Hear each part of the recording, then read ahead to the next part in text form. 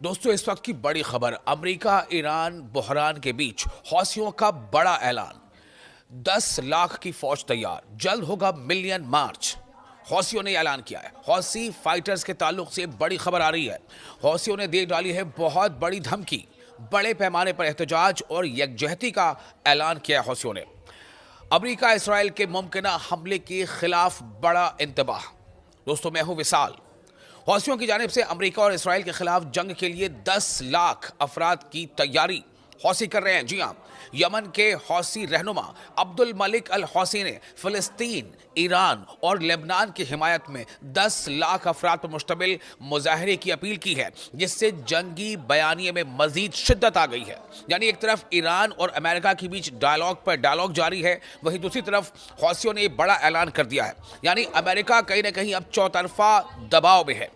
ये बयान ऐसे वक्त सामने आया है जब ओमान में अमेरिका और ईरान के दरमियान मुज़ाकरात किसी बाज़ाब्ता ऐलान के बगैर अभी वो ख़त्म हुए हैं। उसे ख़त्म नहीं कहा जा सकता, बल्कि वो अगले डायलॉग की कड़ी कहा जा सकता है। लेकिन इस बीच ये दबाव जो हौसियों ने बनाया है, ये बहुत कारगर हो सकता है। हौसियों ने मुबैना अमरीकी सेहोनी साजिशों की मजम्मत करते हुए इसराइल और इसके इत्तेहादियों के साथ आइंदा किसी भी महाजराई के लिए मुकम्मल तैयारी का ऐलान कर दिया है। और ऐसा नहीं है कि हौसी सिर्फ कहते हैं, ये करते भी हैं। मैं आपको थोड़ी देर में बताऊंगा कि कैसे इन्होंने माजी में अपने हमलों से कई देशों के कार्गो शिप्स को समंदर के गहरे खाई में डुबो दिया था। ये अपील हौसी लीडर ने ऐसे वक्त में की है जब बहर अहमर में जहाज रानी पर दोबारा हमलों की धमकियों के बाद सामने आई है। जबकि एक खौफनाक वीडियो भी गर्दिश कर रही है, जिसमें एक जलते हुए जहाज को दिखाया गया है। ये फिर से वायरल इसलिए हो रहा है, आपको भी मैं चाहूँगा कि इसको आप देखें कि किस तरह से हौसियों ने न सिर्फ कहा, कहते हैं ना कि उनकी कहनी और कथनी और करनी में अंतर नहीं है। वो जो कहते हैं वो करके दिखाते हैं। और इस पर उन्होंने लिखा भी है कि सून, यानी कि जो वीडियो वायरल हो रहा है उस पर वो लिखा है सून, यानी कि जो हमने माजी में किया, हम जल्द ही ऐसा फिर अनकरीब कर सकते हैं, मुस्तकबिल में, फ्यूचर में, कमिंग डेज में कर सकते हैं। क्यों? उन्होंने कुछ आगे बातें लिखी हैं।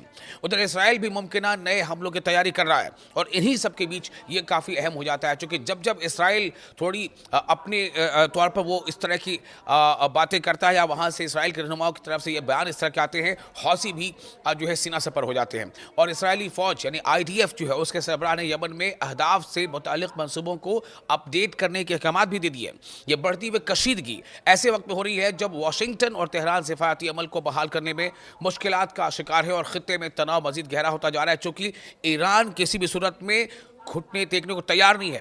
ईरान बिल्कुल झुकने को तैयार नहीं है। अमेरिका चाहता है कि ईरान घुटने टेक दे, अमेरिका चाहता है कि ईरान झुक जाए, लेकिन ईरान झुकने को तैयार नहीं है। ईरान ने साफ तौर से कह दिया है कि डायलॉग होगा, बातचीत होगी, वो उसमें शामिल होगा, लेकिन वो अपनी शर्तों पर। इसी बीच ये जो दबाव है हौसियों का, ये बहुत ज़्यादा असर ला सकता है। मैंने आपको बताया कि 10 लाख हौसी फाइटर्स जो है वो उसके मिलियन मार्च करने की तैयारी कर रहे हैं, और इसका ऐलान खुद जो हौसियों के रहनुमा हैं अब्दुल मलिक अल हौसी ने, यानी यमन के हौसी रहनुमा अब्दुल मलिक अल हौसी ने किया है। और एक सख्त और इश्तिआल अंगेज़ खिताब में फ़लस्तीन, ईरान और लेबनान की हिमायत में 10 लाख अफराद पर मुश्तमिल अवामी इज्तिमा की कॉल दी है, जिसे खित्ते में बढ़ती हुई कशीदगी के तनाजुर में एक ताकत का मुजाहरा करार दिया जा रहा है। इस ऐलान ने अमेरिका और इसराइल के साथ मुमकिन बरह रास्त तसादुम के खदशात को मज़ीद बढ़ा दिया है। और ये बयान की आप टाइमिंग देखिए, इस टाइमिंग पर बहुत ज़्यादा लोग जो है वो अपना रिएक्शन दे रहे हैं कि बिल्कुल सही वक्त है, जैसा उनका कहना है। जो लोग भी हौसियों के इस एक्शन के तरफदार हैं, ये बयान ऐसे वक्त में सामने आया है जब ओमान में अमेरिका और ईरान के दरमियान बिलवास्ता मुज़ाकरात जो है वो उसका दौर चल रहा था। आपको पहले बता दें कि हौसियों ने, मैंने जिससे पहले आपको बताया कि ऐसा नहीं कि वो सिर्फ कहते हैं, जैसे बड़ी बड़ी बातें करते हैं, सिर्फ ऐलान करते हैं। जैसा वो कहते हैं वैसा करके दिखाते भी हैं। आपको बताता हूँ, एक पूरी इसकी तफसील है मेरे पास, कि हौसियों ने माजी में भी जब ऐसा इंतबाह, ऐसी चेतावनी दी थी, तो कैसे उस पर अमल किया था, और इतना अमल किया था, इतना नुकसान पहुँचाया था कि अमेरिका को भी, जी हाँ, अमेरिका जैसे सुपर पावर समझी जाने वाली ताकत को भी मजबूर होकर हौसियों के साथ मुज़ाकरात करने पड़े थे, और सीज फायर करना पड़ा था हौसियों के साथ डायलॉग करके। आपको बताते हैं, याद रखिए, MV एटर्निटी सी ये एक कार्गो शिप था, जो एक लाइबेरियन फ्लैग ये शिप था जिसे हौसियों ने अपने उस ऐलान के बाद कि हम बहर अहमर से गुजरने वाले ऐसे तमाम शिप्स को निशाना बनाएंगे जिस पर इसराइल के लिए वो इसराइल बाउंड वो होगा, यानी जो भी शिप इसराइल को जा रहा होगा, चाहे वो इसराइल का हो या ना हो, इसराइल को की तरफ जाने वाले शिप को निशाना बनाएंगे। तो MV इटर्निटी सी को हौसियों ने समंदर में डुबो दिया था और ये वाक़या था जुलाई 2025 का। जुलाई 2025 में हौसियों ने ये करके दिखाया था। उसके बाद आप देखिए दूसरा cargo ship MV magic seas, MV magic seas, ये भी एक लाइबेरियन फ्लैग था जो इसराइल की तरफ जा रहा था और इसे हौसियों ने हमला किया था, ये भी जुलाई 2025 में ही, और उसे समंदर की आगोश में डुबो दिया था। तीसरा जो बड़ा हमला था हौसियों का किसी कार्गो शिप पर वो है मिनर्वा ग्रैट। ये डच फ्लैग था, इसमें डच झंडा लगा हुआ था। ये डच फ्लैग जिसमें जनरल कार्गो शिप थी, इसे हौसियों ने हिट किया था अपने मिसाइल से और म्यूनिशन से, और ये हुआ था सितंबर 2025 में। सितंबर 2025 में हौसियों ने करके दिखाया था जिसपे बड़ी आग लग गई थी और जितने क्रू मेंबर्स थे वो जख्मी हो गए थे। एक और जो बड़ा कार्गो शिप था जिसके हौसियों ने निशाना बनाया था वो था MV रुबेमार। MV रुबेमार ये कार्गो वेसल था, इससे काफ़ी नुकसान पहुंचाया था। रिपोर्टेडली ये संक हो, ये डूब ही गया था, ऐसी भी रिपोर्ट बाद में आई थी। और ये हुआ था आपका 2024, सन 2024 के शुरुआती दौर की बात है, जब हौसियों ने इसे एंटी शिप मिसाइल से इन बाब अल मंदब यानी स्ट्रेट और रेड सी जो रीजन है उसमें बाब अल मंदब इलाके में, उस रीजन में इसको हौसियों ने मार गिराया था। तो मैंने जैसा बताया कि हौसी सिर्फ कहते नहीं है, करके दिखाते हैं। और इस बार जो हौसियों ने ऐलान किया है, ये ऐलान अमेरिका पर और साथ ही साथ इसराइल पर भी भारी पड़ सकता है, तब जबकि ऐसी रिपोर्ट्स आ रही हैं कि इसराइल ईरान पर हमला करने के बारे में कुछ सोच रहा है। ऐसी प्लानिंग, ऐसा मंसूबा इसराइल का है, क्योंकि देखिए हर सूरत में इसराइल चाहता है कि ईरान पर हमला किया जाए। ईरान की जो बढ़ती मिलिट्री ताकत है, ईरान की जो बढ़ती न्यूक्लियर ताकत है, या फिर ईरान की जो बढ़ती मिसाइल टेक्नोलॉजी है, मिसाइल ताकत, उसको नुकसान पहुंचाए, इसे कमजोर किया जाए। और इसीलिए इसराइल ये चाहता है, जो मुबस्सरीन कहते हैं कि इसराइल ये चाहता है कि अमेरिका ईरान पर हमला करे। अमेरिका ये चाहता है कि नहीं चाहता, लेकिन इसराइल ये चाहता है कि अमेरिका ईरान पर हमला करे। तो ऐसी सूरत में कि अगर अमेरिका अगर ईरान पर हमला करने को अपने हक में उतना फायदेमंद नहीं महसूस करता है, तो हो सकता है कि अमेरिका कुछ मसलहत के तहत अपने कदम पीछे हटा ले। लेकिन ऐसे में इसराइल ये चाहेगा कि ईरान पर हमला कर दे, इसके लिए वो कोशिशों में मसरूफ है। लेकिन इसराइल की इस कोशिश को बड़ा धक्का हौसियों ने दे दिया है अपने इस बड़े ऐलान से। आपको ये वीडियो कैसा लगा, आप अपने कमेंट्स हमें कमेंट्स बॉक्स में शेयर जरूर कर सकते हैं। ईरान मिसाइल, दोस्तों अमेरिका और ईरान का जो बहरान है वो किस मकाम तक पहुंचा है? क्या दोनों में बातचीत हो चुकी है? क्या अब ये इस बात पर इत्तेफाक हो गया है कि डायलॉग ही आगे चलता रहेगा और कोई किसी तरह से स्टाइल अंगेज ना तो बातें होंगी ना कोई स्टाइल अंगेज एक्टिविटी होगी? इन सब के बीच एक बड़ा सवाल तो बना हुआ है ही। आपको बता दें कि ईरान की तरफ से एक बड़ा ऐलान सामने आया है। आपको इससे पहले मैंने बताया था कि अमेरिका किन शर्तों पर चाहता है कि ईरान को वो झुका दे। अमेरिका चाहता है कि ईरान पूरी तरह से अपना न्यूक्लियर जो अफजूदगी का अमल को रोक दे। अमेरिका चाहता है कि मिसाइल का जो उसका मंसूबा है, जो उसकी टेक्नोलॉजी, जो उसकी डेवलपमेंटल वर्क्स है, उसको वो लिमिट कर दे। ईरान ने कहा कि वो ऐसा कुछ भी नहीं करेगा। बातचीत जरूर हो रही है, बातचीत चीन में भी हुई, बातचीत मस्कत में भी हो रही है, लेकिन ईरान के वज़ीर ख़ारजा अब्बास अराक़ची ने कहा है कि ईरान की मिसाइल सनत कभी भी मुज़ाकरात के दायरेकार में नहीं आएगी, क्योंकि ये एक खालिसतन दिफाई मामला है, डिफेंस से जुड़ा है, जो किसी भी एक मुल्क का अपना वो अधिकार है कि वो अपने सुरक्षा तंत्र को मजबूत करे और अपने जो दिफाई इंतजाम उसको मजबूत करे, और किसी भी किस्म की बातचीत इससे बाहर है। दोस्तों मैं हूँ विशाल, आपको इस वक्त की बड़ी खबर दे रहा हूं। बड़ी खबर यही है कि ईरान ने अमेरिका को क्लियर कट ये बता दिया है कि ईरान की मिसाइल सनत कभी भी डायलॉग के दायरेकार में नहीं आएगी, यानी मिसाइल टेक्नोलॉजी और इसकी डेवलपमेंट पर किसी तरह की रोक पर कोई बातचीत नहीं होगी, क्योंकि ये सीधे सीधे मुल्क की सालमियत और उसके दिफा से जुड़ा मामला है।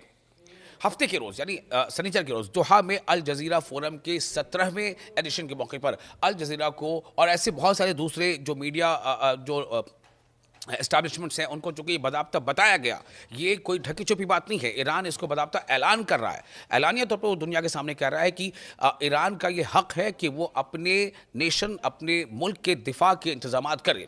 तो उसको एक इंटरव्यू के दौरान अराग़ची ने, जो वज़ीर है, उन्होंने कहा है कि ईरान और अमेरिका के दरमियान होने वाले बिलवास्ता मुज़ाकरात का उन्होंने हवाला दिया जो एक दिन कबल मस्कत में मुनक़िद हुए थे। उन्होंने कहा कि वाशिंगटन के साथ मुज़ाकरात का आगाज़ अच्छा रहा, लेकिन उन्होंने कहा कि एतमाद साजी के लिए अभी तवील रास्ता तय करना बाकी है। दोनों तरफ से कॉन्फिडेंस बिल्डिंग हो, दोनों फरीक को एक दूसरे पर एतमाद हो, इसके लिए अभी कई मरहले तय करना है। साथ ही ईरानी वजीर खारजा ने वाजे किया कि अमेरिका के साथ होने वाली बातचीत बिलवास्ता थी और सिर्फ जौहरी मसले तक महदूद रही। मतलब सिर्फ और सिर्फ न्यूक्लियर अफजूदगी के अमल तक महदूद रही है। यानी कोई डायलॉग ईरान न तो करेगा, न किया है ईरान ने, किस पर? मिसाइल को लेकर के। जबकि अमेरिका ये दबाव बना रहा है। हालांकि अमेरिका पहले ये दबाव नहीं बना रहा था। अमेरिका लगातार ईरान पर पहले यही दबाव बना रहा था कि आप अपने न्यूक्लियर अफजूदगी के अमल को रोक दो। लेकिन अब अमेरिका में एक एडिशन हो गया है। मुबस्सरीन ये मानते हैं कि ये इसराइल के कहने पर अमेरिका ने इसे ऐड किया है कि वो अपने मिसाइल डेवलपमेंटल प्रोग्राम को भी रोके, क्योंकि इसराइल को इससे बहुत ज़्यादा खतरा है। तो अराक़ची ने जोर देकर कहा है कि यूरेनियम की अफजूदगी ईरान का नाकाबिल तरदीद हक है और ये अमल जारी रहना चाहिए। साथ ही ये भी कहा है कि हत्ता की फौजी बमबारी भी ईरान की सलाहियतों को ख़त्म करने में नाकाम रही है। अराक़ची ने इस बात पर भी जोर दिया है कि 0% अफजूदगी मुज़ाकरात के एजेंडे में शामिल नहीं है। यानी कि न्यूक्लियर अफजूदगी का अमल बिल्कुल सिफर हो जाए, ये भी इस एजेंडे का हिस्सा नहीं है। वो भी कुछ हद तक जारी रहेगा। ठीक है कि उसमें हम उससे कुछ कम कर सकते हैं, लेकिन 0% हो ऐसा नहीं हो सकता, 0% हो ऐसा नहीं हो सकता। इससे आगे उन्होंने कहा है कि ईरान की मिसाइल सनत न कभी काबिल मुज़ाकरात रही है और न ही मुस्तकबिल में होगी। यानी आने वाले दिनों में भी, फ्यूचर डेज में भी, कभी भी ईरान अपनी मिसाइल सनत, मिसाइल इंडस्ट्री, मिसाइल को और डेवलप करने के मंसूबे पर कोई बातचीत नहीं कर सकता, क्योंकि ये एक दिफाई मामला है। तो ये काफ़ी जो है बड़ा एक ऐलान है ईरान की तरफ से। ईरान बातचीत कर रहा है अमेरिका से, लेकिन ईरान बातचीत कर रहा है सिर्फ और सिर्फ न्यूक्लियर मामले पर, जबकि अमेरिका चाहता है कि ईरान को लिमिट किया जाए मिसाइल टेक्नोलॉजी के मामले में भी। और जैसे मैंने पहले बताया कि दरअसल ईरान से या ईरान की मिसाइल टेक्नोलॉजी से जितना खतरा अमेरिका को नहीं, उतना ज़्यादा खतरा इसराइल को है। और इसराइल चाहता है दरअसल कि ईरान अपनी म्यूजिकल जो मिसाइल को डेवलप करने की टेक्नोलॉजी है, उसे तरक्की देने की टेक्नोलॉजी, उसे रोके। लेकिन इसी बीच आपको ये बता दें कि ईरान ने बहुत ही सक्सेसफुली ICBM यानी इंटर कॉन्टिनेंटल बैलिस्टिक मिसाइल का भी तजुर्बा कर लिया है। इसमें एक बड़ा नाम खुर्रम शहर मिसाइल का है। दूसरी तरफ अबू मेहदी जो एक उनके पास मिसाइल है, उसको भी ईरान लगातार अपग्रेड कर रहा है। और ये सब मरीन जो है मिसाइल है, यानी कि समंदर के अंदर से ये मिसाइल सबमरीन के जरिए से वार कर सकता है और वॉर हेड को या जो फ्लीट कैरियर्स हैं, युद्धपोत जिन्हें कहते हैं, उन्हें निशाना बना सकता है। यहाँ तक कि समुद्र से हवा में भी मार कर सकता है। तो इससे भी लगातार ईरान अपग्रेड करता जा रहा है। और दूसरी तरफ ऐसे ICBM मिसाइल जो एक बर्र आज़म से दूसरे बर्र आज़म यानी इंटर कॉन्टिनेंटल भी मार करने की सलाहियत रखते हैं, उसका असर ये है कि अमेरिका का कोई भी शहर अब ईरान के मिसाइल के रेंज में है। और इसलिए अमेरिका चाहता है कि ईरान इस पर भी बातचीत करे, कि ईरान बिल्कुल तैयार नहीं है। ईरान का कहना है कि बातचीत होगी, सिर्फ न्यूक्लियर के मामले पर होगी, मिसाइल वाले मामले पर बातचीत बिल्कुल नहीं होगी।